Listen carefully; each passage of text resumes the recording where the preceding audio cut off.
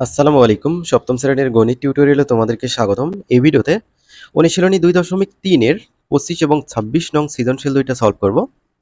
তো ২৫ নম্বর উদ্দীপকটা আমরা পড়ি। তামা, দস্তা ও রূপা মিশিয়ে একটি গহনা তৈরি করা হলো। ওই গহনায় তামা ও দস্তার অনুপাত ১:২ এবং দস্তা ও রূপার অনুপাত ৩:৫। গহনার ওজন ১৯০ গ্রাম। ক নম্বর বলছে তামা, দস্তা ও রূপার অনুপাত নির্ণয় করো। তো তামা, দস্তা আর রূপার অনুপাত ধারাবাহিক অনুপাত বের করলেই আমরা পেয়ে যাব। তো চলো আমরা ধারাবাহিক অনুপাত বের করি। ক নম্বর, প্রথমে তামা ও দস্তার অনুপাত এখানে কত দেওয়া ছিল? ১:২। সেটা আমরা এখানে লিখেছি, ঠিক আছে। তারপর দস্তা ও রূপার অনুপাত কত দেওয়া আছে? ৩:৫। সেটা আমরা এখানে লিখেছি। তো ধারাবাহিক অনুপাতে আমরা কিভাবে কনভার্ট করব সেটা নিয়মটা হচ্ছে এরকম। প্রথম অনুপাতের ১ আর ২ আছে এখানে, তাই না? প্রথম অনুপাত নিয়ে যখন আমরা কাজ করব তখন দ্বিতীয় অনুপাতের পূর্ব রাশি ৩ দিয়ে প্রথম অনুপাতের পূর্ব রাশি ও উত্তর রাশিকে গুণ করব। সো ১ এর সাথেও ৩ গুণ, আবার ২ এর সাথেও ৩ গুণ। ৩ একে ৩, ৩ দুগুণে ৬, ৩:৬। এবার যখন আমরা দ্বিতীয় অনুপাত নিয়ে কাজ করব তখন প্রথম অনুপাতের উত্তর রাশি অর্থাৎ এই ২ দিয়ে দ্বিতীয় অনুপাতের পূর্ব রাশি ও উত্তর রাশিকে গুণ করব। তো এই ২ দিয়ে একবার ৩ কে গুণ করব, ৩ গুণ ২ অনুপাত। এই ২ দিয়েই আবার ৫ কে গুণ করব। তো ৫ গুণ ২, ৩ দুগুণে ৬, ৫ দুগুণে ১০, সো ৬:১০। তো এখন দেখো এই দুইটা কিন্তু সমান, ৬:৬। এই দুটো সমান, সো একটা ৬ নিলেই চলবে আমাদের। তাহলে এইটা হচ্ছে তামার জন্য, তারপর ৬ এটা হচ্ছে দস্তার জন্য, আর এই ১০ এইটা হচ্ছে রূপার জন্য। তাহলে আমরা লিখব তামা, দস্তা ও রূপার অনুপাত ৩:৬:১০। এটাই উত্তর ক নম্বরের। খ নম্বর বলছে কি, গহনায় তামা, দস্তা ও রূপার ওজন পৃথকভাবে নির্ণয় করো। একদম সহজ অঙ্ক দেখো। খ নম্বর, গহনাটিতে তামা, দস্তা ও রূপার অনুপাত ৩:৬:১০ আমরা ক নম্বরে পেয়েছি, সেটা লিখলাম। তো অনুপাতের সংখ্যাগুলোর যোগ করব। ৩, ৬ আর ১০ এর যোগফল হবে ১৯। তো গহনার ওজন কিন্তু ১৯০ গ্রাম আছে। তো প্রথমে আমরা তামার ওজন বের করব। তামার ওজন হবে ওই ১৯০ গ্রামের ১৯ ভাগের ৩ ভাগ, ঠিক আছে, কারণ এই ৩ হচ্ছে তামার জন্য। সো ১৯০ গ্রামের ১৯ ভাগের ৩ ভাগ অংশ এখানে দিয়েছি। গ্রামের এখানে কিন্তু গুণ আছে, ঠিক আছে, এর মানে কিন্তু গুণ। তো ১৯০ তার সাথে ৩/১৯ এটার গুণ। তো এই যে ১৯ দিয়ে ১৯০ কে কাটলে ১৯ কে ১৯, এই শূন্যটা এখানে বসবে। ১০ আর ৩ গুণ করো, ৩ × ৩০ গ্রাম। এবার দস্তার ওজন আমরা বের করব। ওই দস্তার ওজনও হবে ১৯০ গ্রামের ১৯ ভাগের, এবার হবে ৬ ভাগ। তাহলে ১৯০ গ্রামের ১৯ ভাগের ৬ ভাগ অংশ দিয়ে দিলাম এখানে।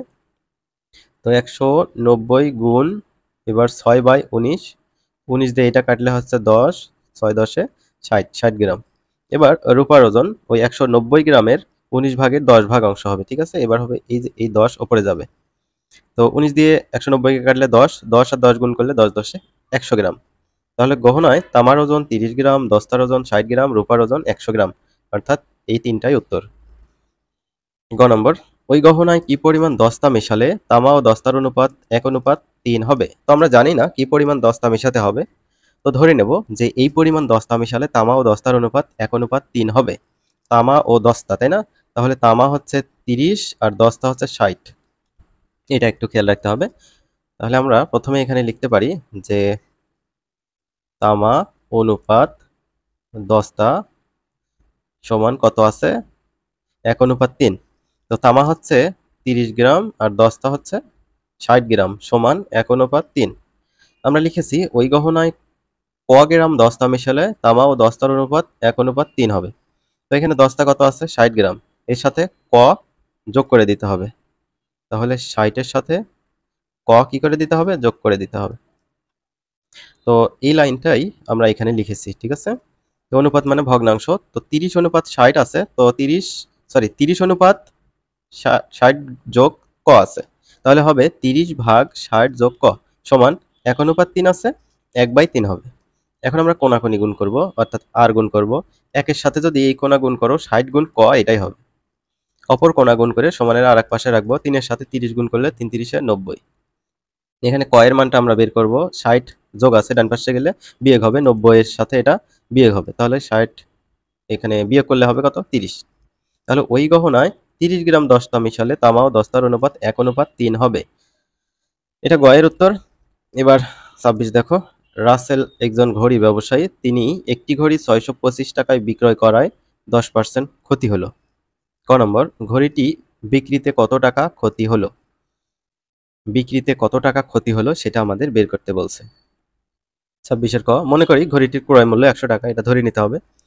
এখন 10% ক্ষতিতে বিক্রয় মূল্য, 10% ক্ষতিতে বিক্রয় মূল্য মানে 100 টাকায় 10 টাকা লস হয়েছে বা ক্ষতি হয়েছে।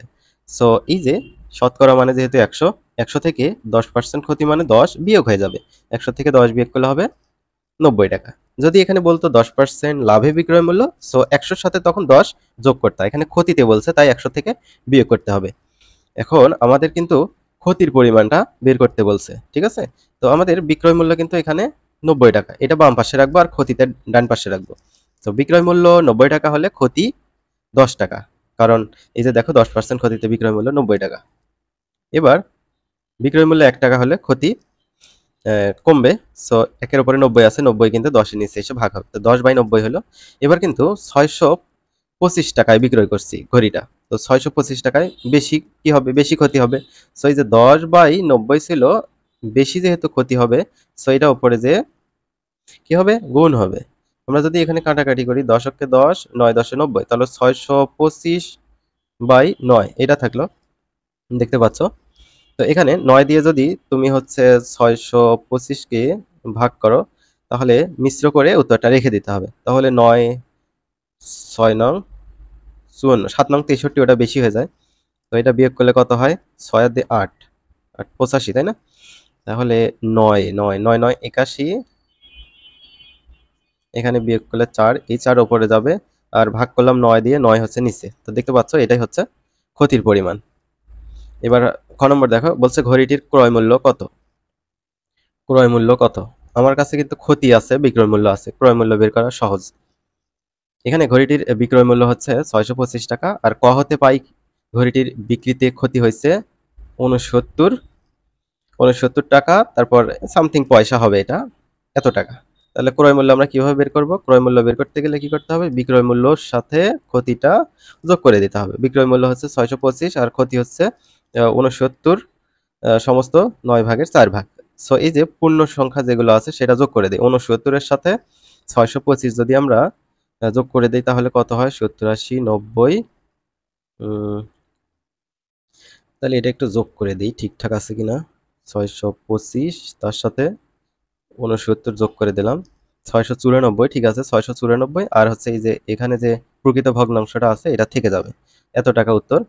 এবার হচ্ছে গ নম্বরটা দেখো, ঘড়িটি কত টাকায় বিক্রয় করলে 10% লাভ হবে? কত টাকায় বিক্রয় করলে 10% লাভ হবে? মনে করি ঘড়িটির ক্রয় মূল্য 100 টাকা, 10% লাভে বিক্রয় মূল্য। এবার কি করতে হবে? 100-র সাথে 10 যোগ করতে হবে, তাহলে কত হবে? 110 টাকা। তো আমাদের বিক্রয় মূল্য বের করতে বলছে, বিক্রয় মূল্যটা ডানে রাখবো। আর খ হতে কি পাইছে? ঘড়িটির হচ্ছে ক্রয় মূল্য এই যে 6250/9, এটা কেন দেখো 6000, আচ্ছা এই যে এটা মানেই কিন্তু আমি দেখাচ্ছি, তো এটার সাথে এটা গুণ করে 4 যোগ করতে হবে। আচ্ছা সেটা করি, এটা কিন্তু ক্রয় মূল্য। পরের অঙ্কে আমরা মিশ্র ও ভগ্নাংশ নিইনি, কারণ মিশ্র দিয়ে ওইখানে কাজ করা যাবে না। তো 9 এর সাথে 694 গুণ করে যোগ করতে হবে 4, 6250, এটা উপরে থাকবে বাই 9। তো ঘড়িটির ক্রয় মূল্য হচ্ছে এটা। তাহলে ক্রয় মূল্য আমরা ধরে নিচ্ছি 100 টাকা। ক্রয় মূল্য 100 টাকা হলে বিক্রয় মূল্য 110 টাকা। ক্রয় মূল্য 1 টাকা হলে বিক্রয় মূল্য কম হবে, 110-এর নিচে 100 এসে ভাগ হবে। তো এখানে ক্রয় মূল্য কত আছে? 6250/9, এটা ক্রয় মূল্য হলে বিক্রয় মূল্য কি হবে? বিক্রয় মূল্য একটু বেশি হবে। সো এটা দেখো ভগ্নাংশ আছে, তো বেশি হলে ওপরে যেয়ে গুণ হয়। ওপরে যেয়ে গুণ হবে মানে এখানে কি হবে একটু খেয়াল করতে হবে তোমাদের। উপরে যে গুণ হলে তো এখানেই বসবে, তাই না? কিন্তু এটা ভগ্নাংশ, এই কারণে ভগ্নাংশের লব উপরে থাকবে, হর নিচে থাকবে। এরকম হবে, ঠিক আছে? তাহলে এখানে 0 2টা যদি আমরা এখান থেকে কেটে দেই, তাহলে উপরে 11-র সাথে 625 গুণ করতে হবে। 11-র সাথে 625 গুণ করতে হবে, 6875/9। তো এটা যদি অপরকৃত থেকে মিশ্র করো, তাহলে এটা পাবা। এটা একটু কাইন্ডলি করে দেখবা। তাহলে ঘড়িটি এত টাকায়, অর্থাৎ এত টাকায় বিক্রয় করলে 10% লাভ হবে। আশা করি বুঝতে পারছো কিভাবে এটা সলভ করবো। আমরা পরবর্তী ভিডিও থেকে পরবর্তী অধ্যায়ের অঙ্কগুলো আলোচনা শুরু করব।